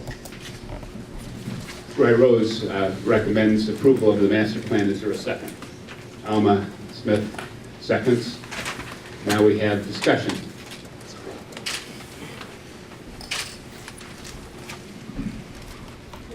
As stated, and Ben made the point of this, is the fact that this is a living and a breathing document. And right now, this is the plan that's good for the town. And obviously, based upon the comments that we received in the public meetings, there was adjustments that made. And I anticipate as we go forward, as Ben had stated, that there will be adjustments as need arises and as other people comment on this, and we see as we're working through this that there might be a need for an adjustment to adjust it here or there. And I feel that there's been a lot of work put in. I commend our staff for all the effort that they put in on this, and the consultants out there that worked on this with them. It's been a lot of work in what I consider a short period of time, and they've done a lot to this, and it's very much appreciated from us as a board. Amma. Thank you, Mr. Chairman. I certainly echo what Roy has said, and I want to thank the public for attending and for your comments. I especially want to thank those of you in the public who have followed this plan from the very beginning, made your comments, had your input, had it considered, and some of it adopted, and for sticking with us all the way through. We're going to need your support as we go to the ballot. In listening to some of the comments from the leadership in Oakland and Macomb County, I have a couple of observations that I want to make, and one of them is that, we're at the last hour before we can go to the ballot. This plan has been developed over a period of time with consistent input from the members of this board. We have followed the development, and as I often tell my constituents when I was in the legislature, this is going to drive me crazy.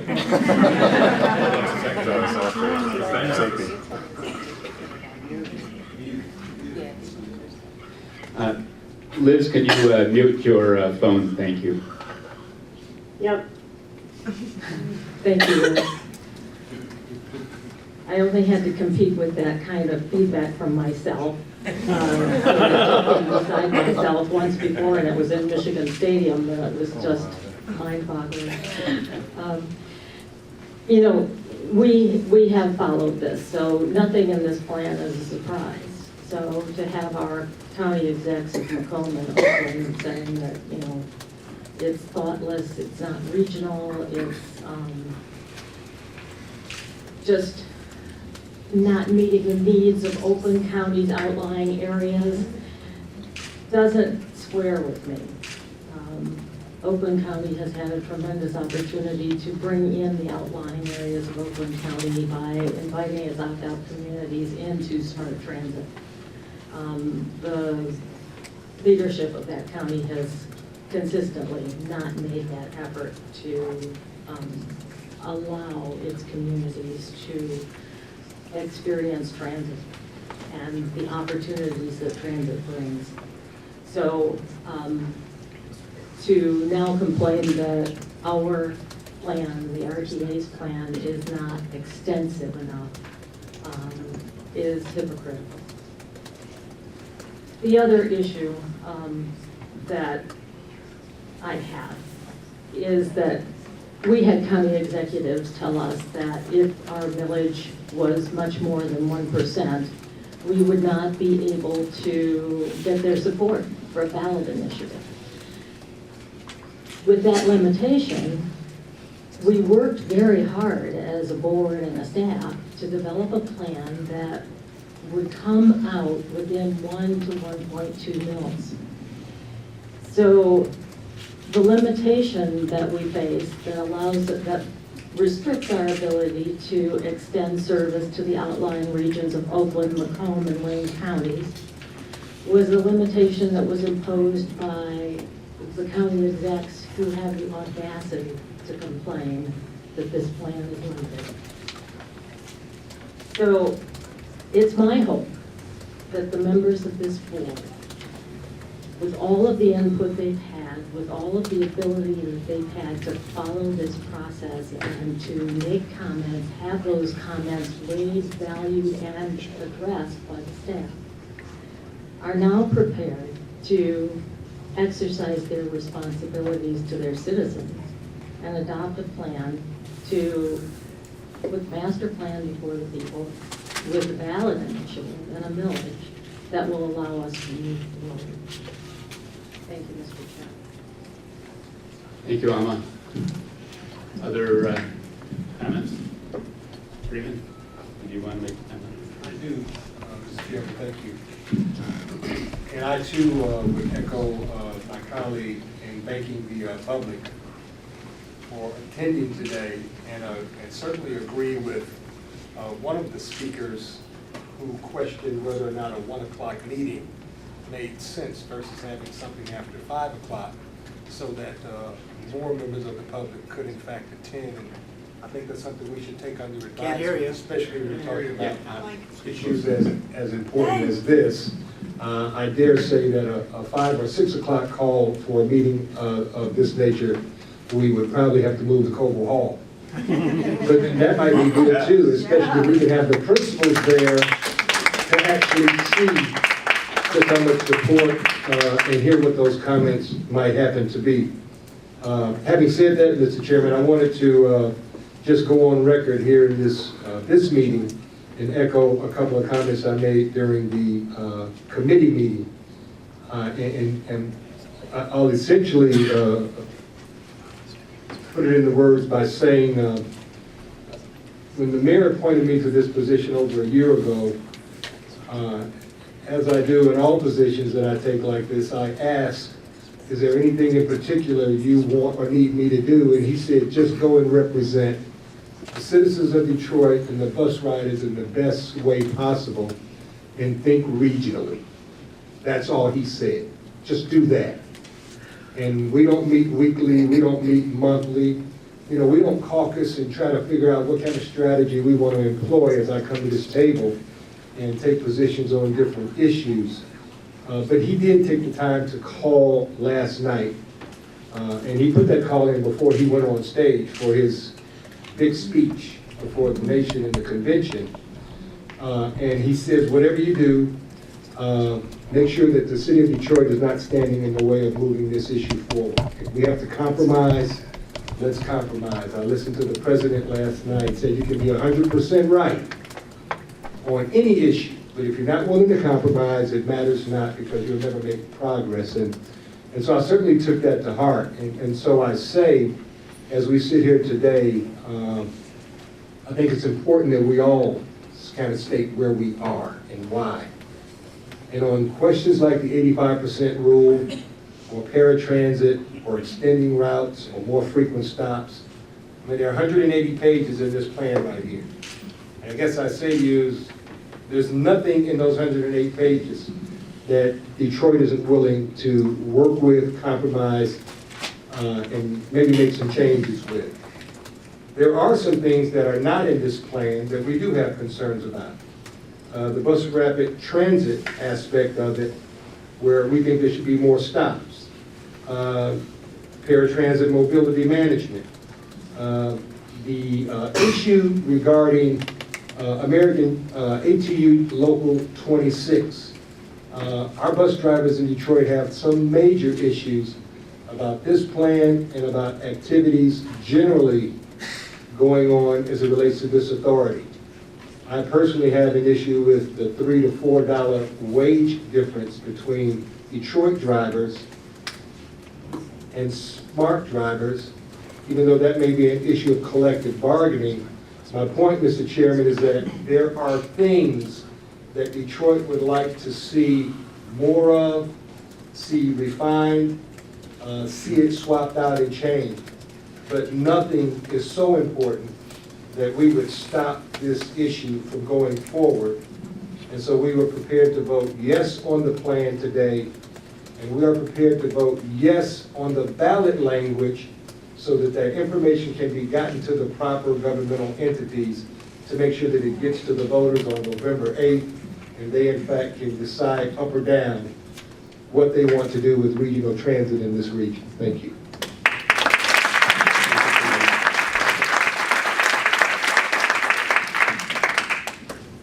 And yes, Don. I think we just want to clarify that we are very supportive of regional transit. Macomb County is one of the counties that had an all-in. I mean, there were no opt-outs. That was our overall philosophy. I personally have worked with people to help them get transit opportunities to and from work. And just a couple days ago, we worked with a senior citizens group who were trying to find a way to get 15 of their members from one place to another. So we're all very, very supportive of that. The challenge that we have right now is one for the financial decision-making process. And what we'd like to do is see the model for Cobo Hall that Cobo Hall uses adopted. And as the gentleman here mentioned, that Cobo Hall has that authority has adopted a model, and it has not stopped Cobo Hall from receiving a lot of awards. And this isn't a process that would only benefit Macomb County. This is a process that would benefit all of the participants and partners in this process. So we're very interested in moving this ballot issue forward. What we're concerned is that how do we do that and then protect the investments of and interests of all of the partners in this partnership. Thank you, Tim. I should have recognized Don Morandini of Macomb County, Tim Sauve, Oakland. Thank you. Thank you, Mr. Chair. Just in response to some of the comments and building what Don said. Regarding the plan itself, Ms. Smith, you made a statement that Oakland and Macomb County thought this plan was thoughtless. That's far from the truth. We know this is a well thought out plan. We know the staff worked extremely hard, met with a number of people, met with us a number of times trying to get a well-developed plan. It is not a thoughtless plan, it is a very well thought out plan. Do we have some concerns? Yes, we have some concerns. And part of the concerns are based on the comments here that we need a regional system. I didn't realize the region stopped at 14 Mile. I didn't realize the region stopped at Telegraph Road. That's where most of the lines stop. And not that there is the density out in those areas, but if we're having a regional plan, we really need to include the entire region.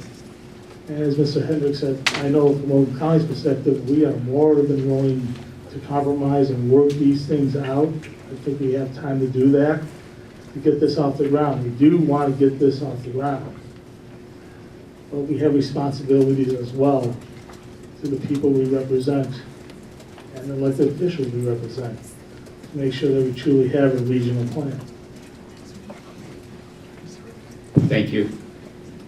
Any other comments?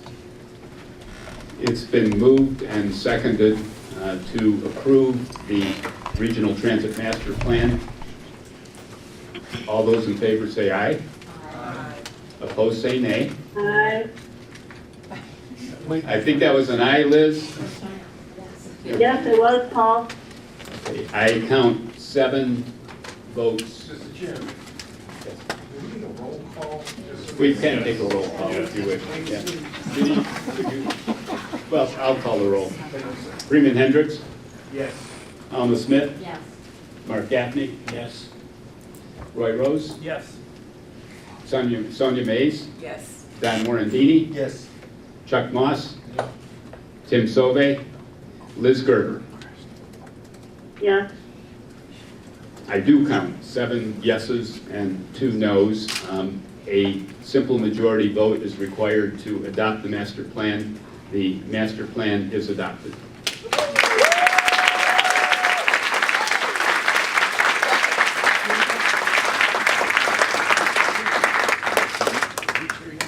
Roy, anything else from the planning committee?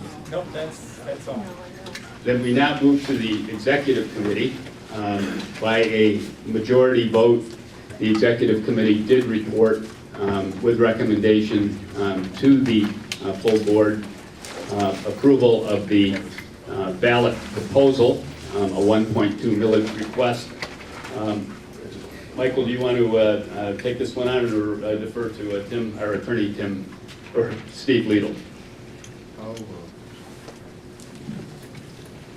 We are bringing forward a ballot language so we can move this for the November election.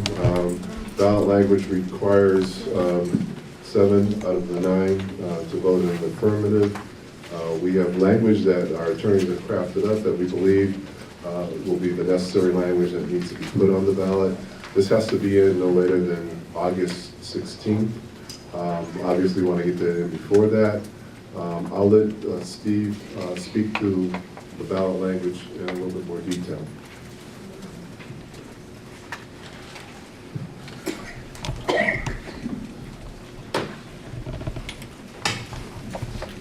Thank you, Mr. Chair and Michael. Steve Liedl from Dykema. Dykema is counsel to the Regional Transit Authority. The proposed resolution is before the board to assure compliance both with the Regional Transit Authority Act, which requires any levy of an assessment to be both approved by the board and then submitted to the electors of the region for their approval. And as indicated, it is a super majority vote under the statute that's required for action on both of those items. It also is a resolution providing for submission of the voters to assure compliance with the Headley Amendment to the state constitution, which requires that any new tax to be imposed by a unit of local government, and the RTA is a unit of local government under the Headley Amendment as it was adopted in 1978, be submitted to the electors of that qualified local unit before it may take effect. So to assure both compliance with the RTA Act and the Headley Amendment, you see the resolution before you today, should the board act upon it. I will also note that the ballot language is drafted in a manner to comply with the requirements of the Michigan election law, the Regional Transit Act, and the General Property Tax Act, and would be happy to answer any questions about the language of the resolution. Questions for Steve?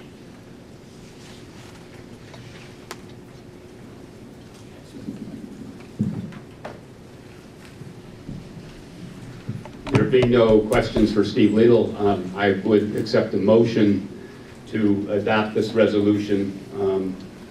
Yes. Support. Moved by Mark Gaffney, supported by Freeman Hendricks. Now discussion.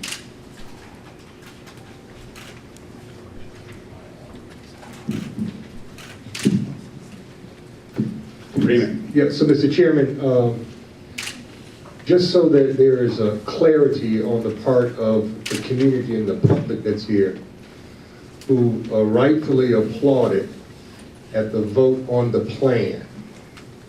What we are now doing is voting on placing it on the ballot for a vote in November. November 8th, I think Ben said. That's correct. So if this is voted down and we cannot get passage in a timely enough manner, the fact that we voted the plan up means nothing because the voters won't get a chance to vote on it. Am I wrong? You are correct. Okay, so I just want the public to understand this. What we're about to vote on now is moving the plan in the form of ballot language so that it can be sent to the clerk's office. They can approve it in form, place it on the ballot so you can vote. What we're about to do now is as important as the last vote that took place. This is important. Now, we need a supermajority vote, Mr. Chairman, if I understood our counsel. We need a supermajority vote to place this on the ballot. And some of the discussion that we've been having about peripheral issues unrelated to the 180 pages in this plan is also calling for a supermajority vote on issues that have nothing to do with the hard work that Michael and Tiffany and Ben and the rest of the staff put in for over a year. And that you, Mr. Chairman, have been working overtime the last week and a half herding us cats together to try to get a vote. They're calling for a super majority vote on issues unrelated to this. And that's what is required right now. And so I am suggesting that there's no issue that is important to the RTA, to the community, to the riders, that I'm not prepared to vote on and vote in the affirmative on. But when you put a supermajority vote as a criteria for getting things done, that becomes an example of letting one or two, a minority of the organization, dictate the majority. And all I'm asking for, and I believe colleagues on this board, we're asking to give the voters a chance to decide, up or down. Let them decide whether they want this issue to pass or not in November. And so I just wanted to make sure there's some clarity on that. And what we're about to do now is vote on something, putting the plan on the ballot. Thank you. Yes.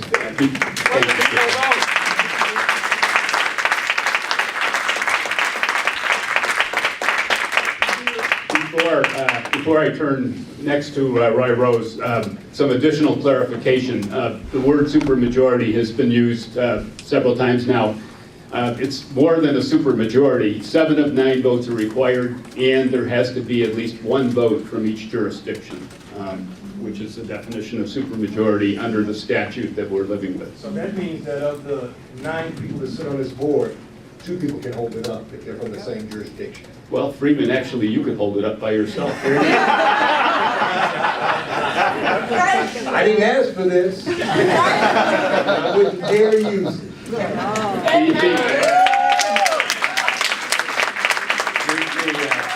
The second point of clarification, and I want to be exactly right. We are not, with this resolution, putting the plan to a vote. We are putting 1.2 mills to a vote that would finance the plan that we just approved. Roy. Yes, Mr. Chairman. As my colleague Don Mordini stated, that Macomb County is supportive of the plan. However, we just want to be a partner and have a vote that counts when it comes to funding.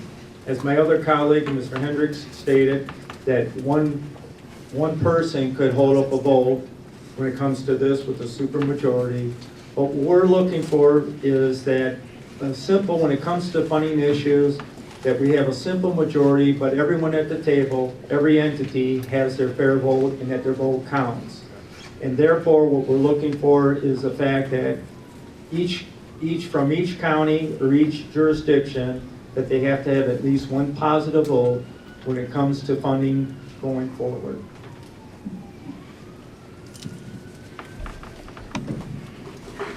Are there other comments? Can the public have a copy of what it is you're going to vote on? Yes, are those resolutions It's in the agenda packet. The resolutions are in the back, I understand. Okay, hearing no further comment, I will ask for a record roll call vote. And this time we'll go first with Liz Gerber. Liz? Thank you, Paul. I just unmuted my connection. And I am very proud and honored to vote yes on the resolution.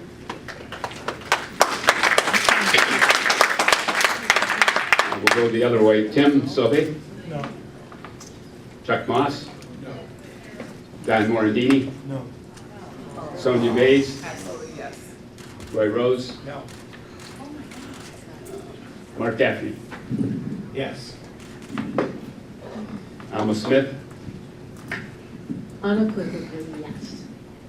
And Freeman Hendricks? Detroit votes yes. So I count 5 votes yes, 4 votes no. The resolution, the motion to adopt the resolution fails. And now it's my turn. What's next? First of all, I want to echo what has been said earlier on behalf of the board. tremendous thanks to our staff, which has worked so hard to put this master plan together.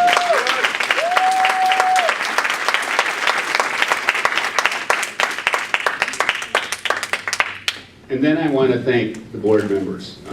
What you saw today was not consensus, but for the past 3 years and a quarter, this board has worked with civility, has worked very hard, has worked with a commitment to a regional transit solution. I believe every member of this board wants a regional transit solution.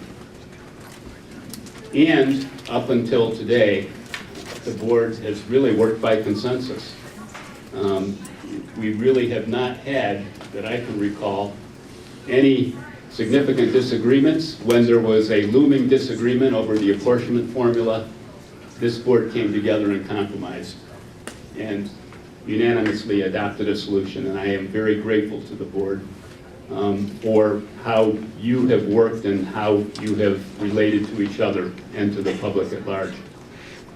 Having said that, I understand as a former elected representative that there's always the battle between what one wants to do and the constituency one represents. And what we have here now is a situation where, as you know, Oakland and Macomb County executives regrettably at the 11th hour articulated opposition to our going forward with a ballot proposal. The issues, as I understand them at this point, are not enough funding for the out-county areas for mobility management and governance. On the mobility management issue, our staff continues to work very hard. This is a living document, and I am hopeful that the staff can address the concerns on mobility management sufficiently and soon. On governance, what Roy articulated on behalf of Macomb County, this is a very hard issue and very strong feelings on the part of Oakland and Macomb counties, as well as the other counties and the city of Detroit.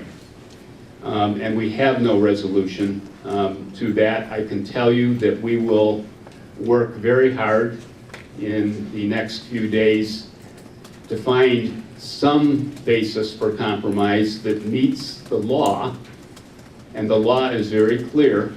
There are a couple of instances when you need a supermajority with support from every jurisdiction, and every other vote is to be by simple majority. So it's going to be very difficult for us to find resolution that meets the law. We will try, but maybe even more difficult to find the political will to get this done.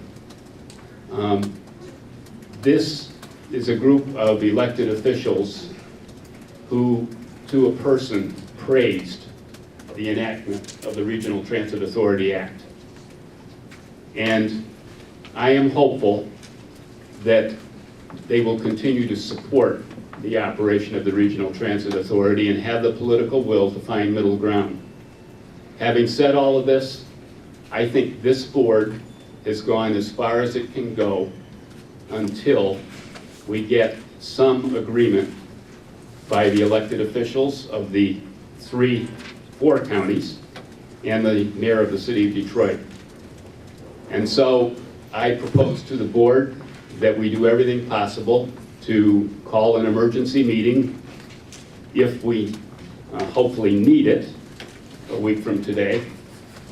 And I call upon the 3 county executives, the chair of the board of Washtenaw County Commissioners, and the mayor of the city of Detroit to come together early next week to try and resolve the differences that exist. Because I truly believe if that doesn't happen, this board will not be able to go forward.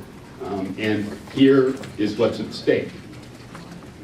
What is at stake is if we can't get this done in the next week, we will lose the opportunity to go to the ballot this year.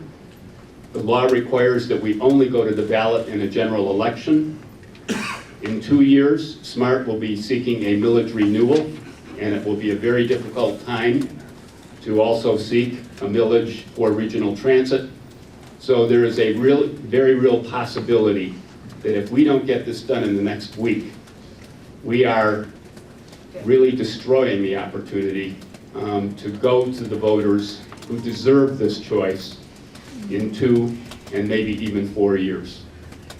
So again, I call upon the regional elected leadership to do what they said they wanted done by this board 3.5 years ago. Thank you. Mr. Chairman, you're calling for a special meeting next week, in hopes that you've got something to vote on.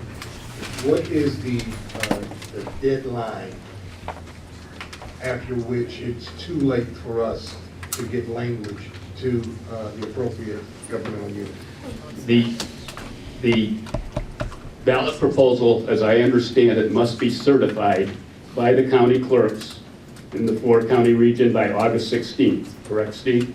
Certified by this board to the Certified by this board. 16th. And then when do the county clerks, how much time do they have to act? There's no further action, they just begin the ballot preparation process. But we have been, we've been warned that the county clerks may have questions for us? Yeah, I would advise against waiting, for example, on the 16th. If a clerk had a question or concern, there's no opportunity to bring the board back to address it. And that is why our attorneys have advised us that we really need to get this done this coming week. Any other, Tim? Just to build on that, though.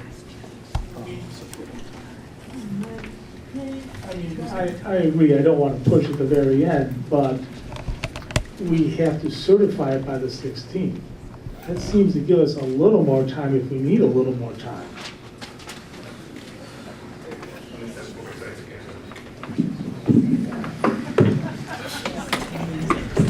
August 16th is a hard deadline. Correct. For this board to act. For this board to act. Correct. So if we got something to the clerks by August 8th, or August 9th, August 10th, that gives them 3 days to look at it. If they have a question, nothing prevents us from calling the meeting in the morning on the 16th to address those concerns. Again, I don't want to push it to the last minute, but I also don't want to make this thing that we only have 4 days. Correct, yeah. If we don't have 4 days, we have more.